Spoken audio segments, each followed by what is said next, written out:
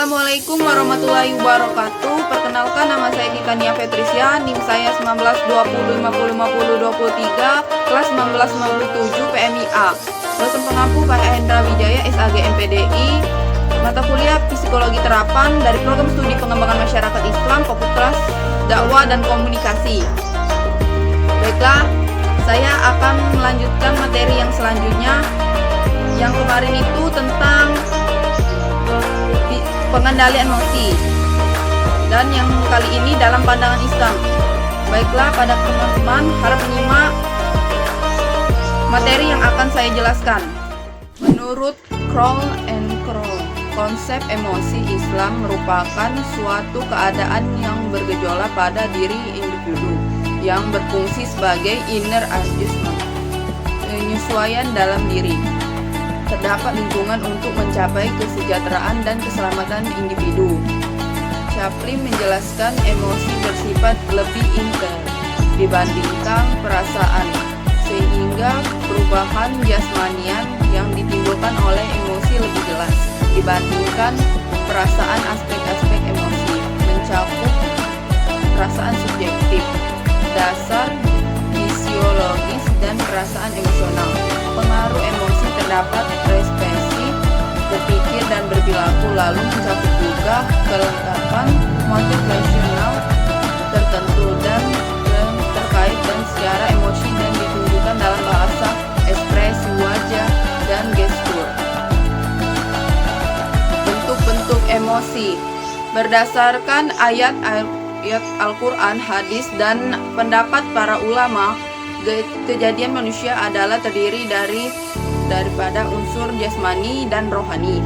Maka Islam tidak pernah menampilkan tentang wujud emosi dalam diri manusia. Malahan Al-Quran telah menggambarkan beberapa bentuk emosi yang terdapat dari diri manusia, seperti 1.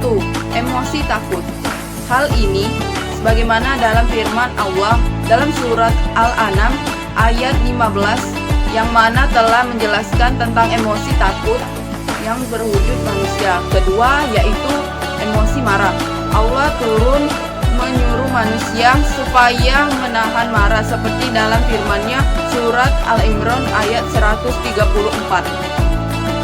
3. Emosi benci. Dalam Al-Quran yang menceritakan tentang wujudnya emosi benci dalam diri manusia. Hal ini sebagaimana dalam firman Allah dalam surat Al-Baqarah ayat 216.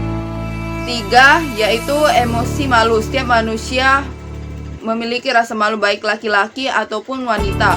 Perasaan ini menjadikan manusia menyadari kepentingan perilaku yang baik dalam mengelak daripada melakukan sesuatu yang dikatakan memalukan dalam surat Al-Hijr ayat 68.